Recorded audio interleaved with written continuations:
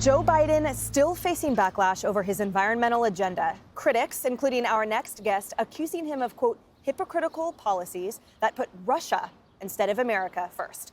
West Virginia Attorney General Patrick Morrisey is here to explain. Welcome to you, sir. Thank you for joining us. And tell us your thoughts on who Joe Biden is prioritizing with his energy policies.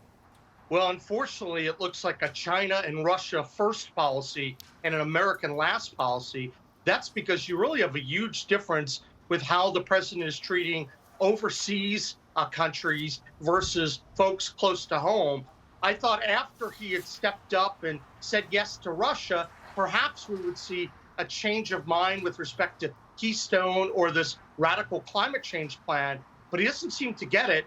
So if Americans are looking and trying to figure out what America's energy policy is going to look like in a few years, it's going to look a lot like the Colonial Pipeline week, where everything was in disarray. There were long lines at the gas pump, higher gas prices. That's our future if we don't turn around for the U.S. Unfortunately, overseas, all the actions seem to help China and Russia.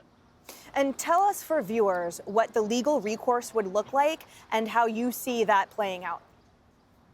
Well, right now, West Virginia and 19 states have gone up to the U.S. Supreme Court. We filed a petition because we're arguing that the EPA doesn't have virtually unlimited authority to regulate in this space.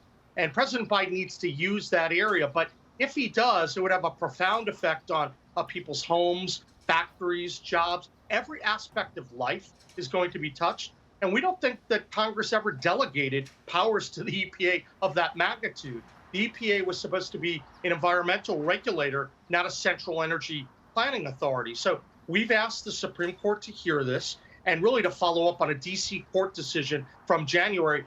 Many people following should know this builds on the heels of what we won at the Supreme Court in February of 16 when we obtained a historic stay of the Obama Clean Power Plan. Unfortunately, this is the Obama Clean Power Plan times 3, and we have to make sure we stop it. Otherwise, it's going to have a catastrophic effect on the economy.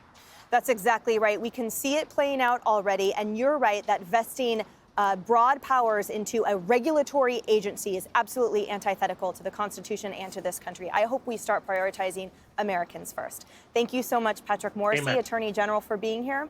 Good luck. Great. Thanks so much. Happy Sunday. Happy Sunday.